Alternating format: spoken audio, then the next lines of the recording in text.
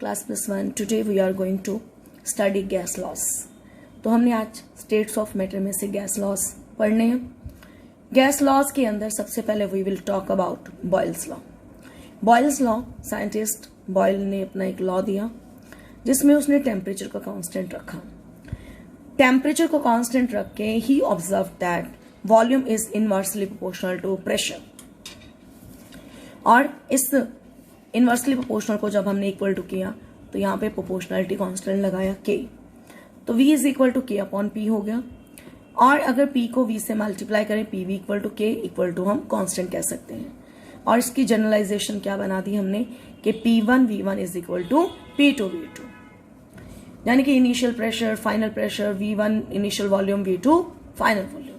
इस तरह से हम जनरलाइजेशन में इसको कन्वर्ट करते हैं। और अगर हम इस फार्मूले के हिसाब से ये ग्राफ देखने जा रहे हैं तो हमने ग्राफ बनाया प्रेशर और 1 अपॉन वॉल्यूम के बीच में। तो इसको हम और करके ये भी तो कह सकते हैं, अगर volume inversely proportional to pressure है तो pressure is also inversely proportional to volume. तो P और 1 अपॉन V के बीच में जो ग्राफ बना वो क्या बना, that is a straight line. इस ग्राफ के अंदर ग्राफ बनने जा रहा है प्रेशर और पीवी के बीच में, पीवी जो कि ये प्रोडक्ट है। अब जो प्रेशर और पीवी है ये क्या आपस में क्या हो गया, यहाँ पे हमने पीवी पूरा ले लिया, यहाँ पे प्रेशर ले लिया। इस केस में जो ग्राफ बनता है वो बनता है line parallel to P axis. अगर हम सिर्फ प्रेशर और वॉल्यूम के बीच में देखें तो ग्राफ क्या बनेगा, दैट इज ऐसे।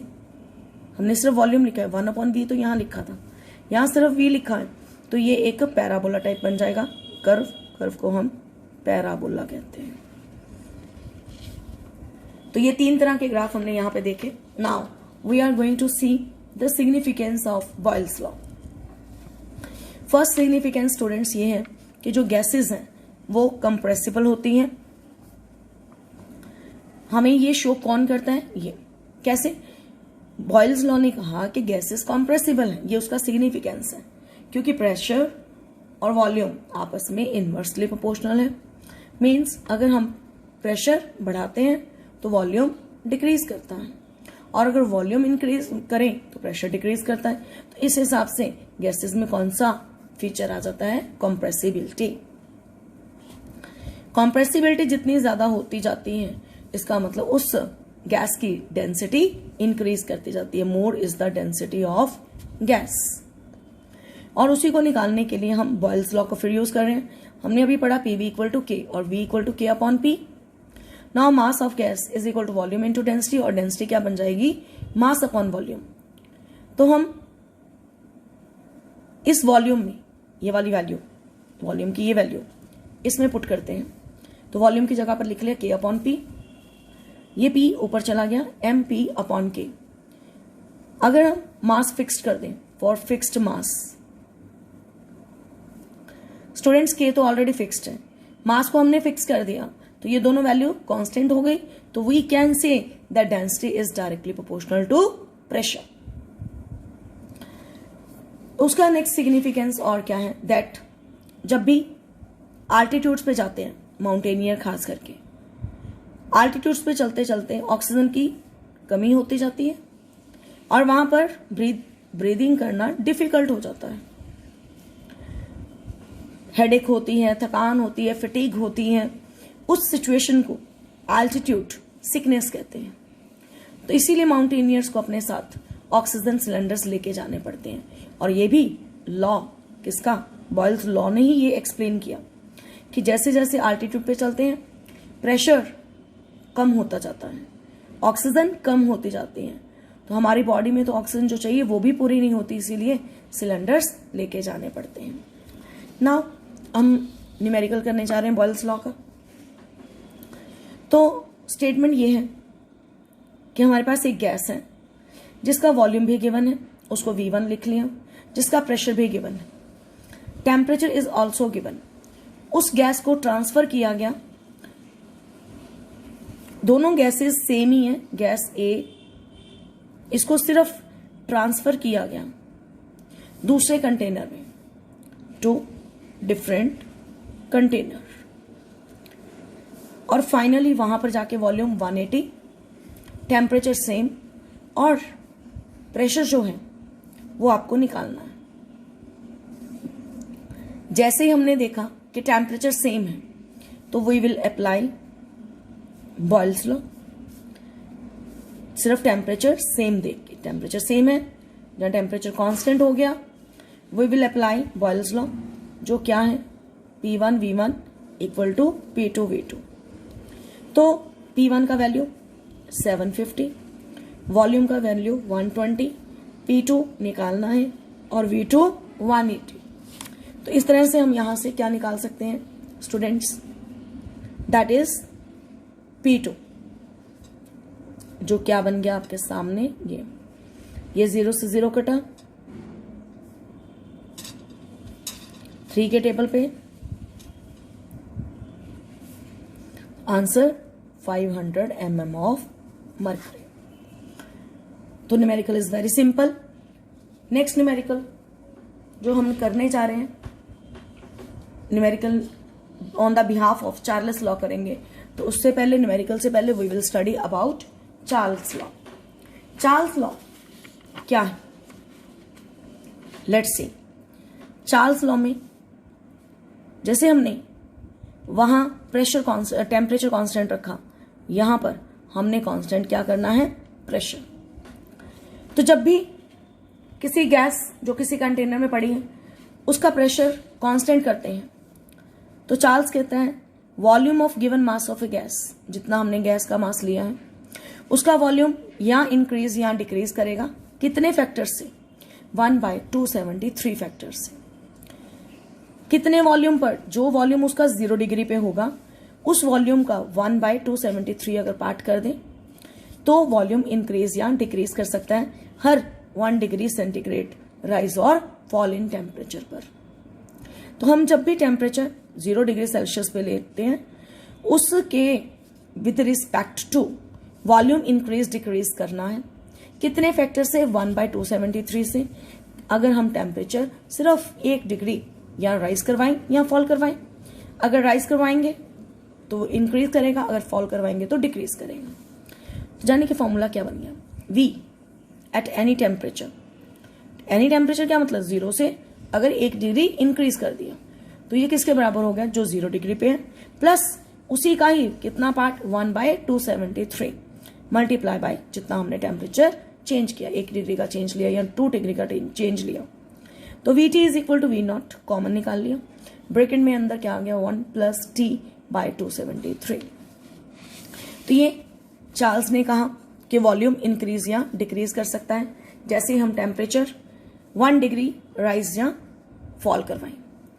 यहाँ पे बहुत इंपॉर्टेंट पॉइंट, अगर हम टेम्परेचर ले लें -273 डिग्री सेल्सियस, इसका मतलब इस फॉर्मूले में हम टेम्परेचर की वैल्यू 273 फिल करेंगे, तो VT किसके बराबर आ गया, V0 × 1 - 273। माइनस क्यों आया, क्योंकि टेम्परेचर हमने माइनस वाला लिया, तो ये कट गए 1 - 1 जो कि 0 बन गया, तो VT इज इक्वल टू 0। इससे हमें क्या पता चला कि जब -273 टेम्परेचर है, डिग्री सेल्सियस टेम्परेचर है, उस टाइम पर, उस टेम्परेचर पर गैस का वॉल्यूम कितना आ गया, 0। अब किसी गैस का वॉल्यूम 0 ही हो जाए, उसका मतलब क्या हो गया, वो गैस रहेगी नहीं, it will cease to exist. तो वो गैस ही नहीं रही बिलो दिस टेम्परेचर, तो वॉल्यूम क्या हो जाएगा, नेगेटिव।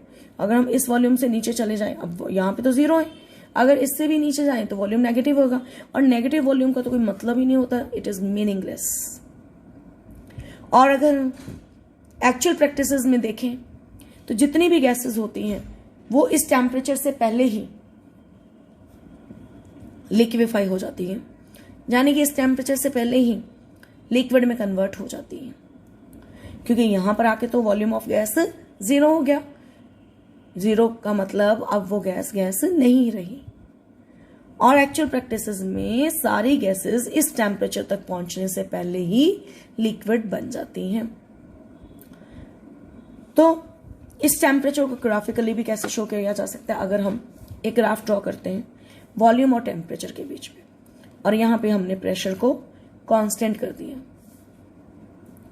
तो ये लाइन इस तरह से यहां से जीरो ओरिजिन से ना स्टार्ट होकर यहां से स्टार्ट हुआ, और अगर हम इसका ओरिजिन देखना चाहते हैं, हमने इस लाइन को बैक साइड पर क्या कर दिया, एक्सप्लोर किया, और जैसे ही एक्सप्लोरेशन की तो यहां पर टेम्परेचर किस पे जाके वो जुड़ी line, that is at -273 degree Celsius. तो यहां से यही पता चला कि -273 degree Celsius is the temperature where volume is zero, और इसीलिए इस टेम्परेचर को हम एब्सोल्यूट जीरो बोलते हैं, क्योंकि इस टेम्परेचर पे जाके volume of gas becomes zero. तो ये था हमारे पास चार्ल्स लॉ का एक डेफिनेशन।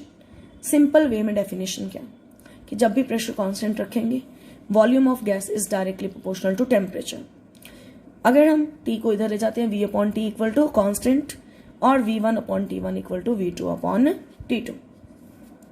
अब सिग्निफिकेंस क्या है, इस लॉ का सिग्निफिकेंस ये है कि जब भी एयर को हीट किया जाए या गैस को हीट किया जाए वो एक्सपैंड करती है, और जब भी एक्सपेंशन होती है डेंसिटी क्या करेगी, डिक्रीज, क्योंकि ऊपर हम पढ़ चुके हैं जब कंप्रेसिबिलिटी करते हैं तो डेंसिटी इंक्रीज होती है, और जैसे ही हमने क्या किया, हीटिंग की, गैस क्या हुई, एक्सपैंड का होने का मतलब वॉल्यूम इंक्रीज हुआ तो डेंसिटी डिक्रीज। और इसीलिए हॉट एयर हमेशा एटमॉस्फेरिक एयर से लाइटर होती है, और उसी वजह से hot air balloons are used for meteorological purposes, weather forecasting के लिए, कि कल वेदर ऐसा होगा, सन होगा, क्लाउड्स होंगे, बारिश आएगी, क्या होगा, ये सारे मेट्रोलॉजिकल पर्पसेस को मेजर करने के लिए hot air balloons are used, because hot air balloon is lighter, और वो ऊपर तक जाके जो वेदर फोरकास्टिंग है उसको कर सकती है। नेक्स्ट लॉ, गे-लुजिक्स लॉ, और इस गे-लुजिक्स लॉ का दूसरा नाम एमेंटन्स लॉ। एमेंटन लॉ ये कहता है कि जब भी हम वॉल्यूम कांस्टेंट रखेंगे, हमने बॉयल में टेम्परेचर कांस्टेंट किया, चार्ल्स में हमने प्रेशर कांस्टेंट किया, और अब एमेंटन लॉ में हम क्या कांस्टेंट कर रहे हैं, वॉल्यूम। तो यहां से भी हमने दो डेफिनेशन पढ़नी है, बिल्कुल सेम जैसे चार्ल्स में पढ़ा। तो यहां वॉल्यूम कांस्टेंट कर रहे हैं तो वो वेरिएशन प्रेशर और टेम्परेचर की आ जाएगी, यानी कि pressure of a given mass of gas increase या डिक्रीज करता है कितने फैक्टर से, अगेन 1/273 से। कब, जब प्रेशर 0 डिग्री सेल्सियस पे हो और हम टेम्परेचर 1 डिग्री का चेंज करवाएं, या इंक्रीज करवाएं या डिक्रीज करवाएं। तो बिल्कुल सेम फॉर्मूला जैसे हमने ऊपर पढ़ा, वहां वॉल्यूम के फॉर्म में लिखा था, तो यहाँ प्रेशर के फॉर्म में। अनदर डेफिनेशन जो यहां से निकलती है कि pressure is directly proportional to temperature. This temperature can totally be written as capital T। तो pressure is directly proportional to temperature, यानी कि P is equal to KT, और P1/T1 is equal to P2/T2। तो उसी behalf पे हम students दो numericals करने जा रहे हैं। एक हम चार्ल्स लॉ का करेंगे। सबसे पहले चार्ल्स लॉ की बात करते हैं। 20 ml of hydrogen measured at hydrogen gas ली, उसकी मेजरिंग हमने 20 ml की मेजरिंग की इतने टेम्परेचर पे, यानी कि V1 is equal to 20 millilitre आया। ये हमारे पास टेम्परेचर T1 15 डिग्री सेल्सियस, इसको हम केल्विन में कन्वर्ट करते हैं। केल्विन में कन्वर्ट किया तो 288 केल्विन आया, और इसको हीट किया, जब इस गैस को हीट करने के बाद टेम्परेचर कितना हो गया T2 35 डिग्री सेल्सियस। आपको न्यू वॉल्यूम निकालना है, यानी कि V2 निकालना है। 35 प्लस 273 किया 308 केल्विन, और ये यहाँ पे स्पेसिफिक लिखा हुआ है कि सेम प्रेशर है, मीन्स ये स्पेसिफाई कर दिया गया है कि हमें लॉ कौन सा लगाना है। कई बार तो ये लॉ का नाम भी बताने के मार्क्स होते हैं, तो यहाँ पे हमें कौन सा लॉ लगाना है, चार्ल्स लॉ, जो क्या कहता है V1/T1 equal to V2/T2। V1 का वैल्यू 20, 288, और V2 टेम्परेचर 308। इस तरह से हम कैलकुलेशन को इजी करवाने के लिए कटिंग करवा सकते हैं,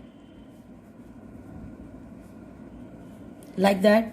और फिर आपका जो भी आंसर आएगा आपने उसको मिलीलीटर में निकाल देना है।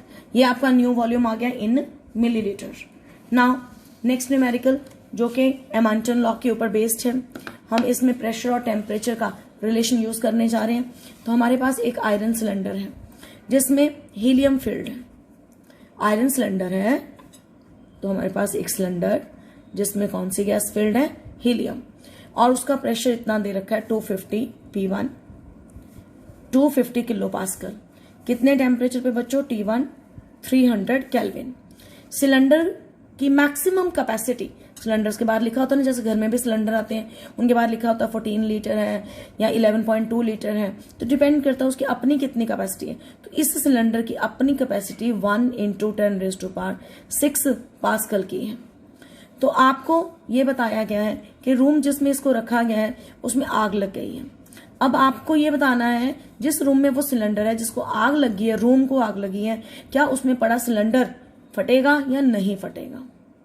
ब्लो अप मीन्स बर्स्ट करेगा या नहीं करेगा। तो हम सबसे पहले P2 निकालेंगे और उस P2 को कंपेयर करेंगे स्टैंडर्ड वॉल्यूम प्रेशर के साथ, और फिर अगर वैल्यू इसकी P2 की ज्यादा होगी इससे तो वो बर्स्ट कर जाएगा, और अगर कम होगी तो it will not burst. This is the phenomena. तो लेट्स कैलकुलेट इट। इस स्टेटमेंट के अंदर मेल्टिंग पॉइंट ऑफ सिलेंडर भी दे रखा है और वो है 1800 केल्विन। तो टेम्परेचर T2 1800 केल्विन हो गया। एमंटन लॉ लगाया और वैल्यूज पुट की।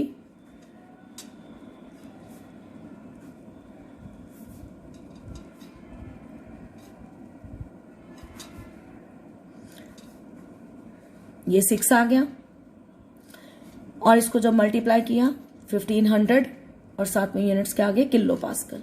ये प्रेशर P2 हमने बेटा कैलकुलेट किया स्टूडेंट्स 1500 किलो पास्कल में कैलकुलेट कर लिया। अब जो उसका स्टैंडर्ड, जो उसको वो अपने अंदर विद स्टैंड कर सकता है, मैक्सिमम प्रेशर, जो मैक्सिमम प्रेशर गिवन है वो पास्कल में, इसको भी किलो पास्कल बना लेते हैं। तो क्या हम इसको 10⁻³ किलो पास्कल लिख सकते हैं। अब इसको कंपेयर कीजिए, ये 1500 है, 10⁻³ मतलब 1000 किलो पास्कल, तो ये बड़ा है इससे, ये 1500 है और ये 1000 है, तो 1500 वाला pressure is more as compare to maximum pressure of the cylinder. Hence ultimately क्या होगा, सिलेंडर, इसका मतलब सिलेंडर विल बर्स्ट और ब्लो अप। तो इसी के साथ स्टूडेंट्स आपके 3 लॉस हमने कंप्लीट किए, Boyle's law, Charles law and Amonton law. Thank you, have a good day.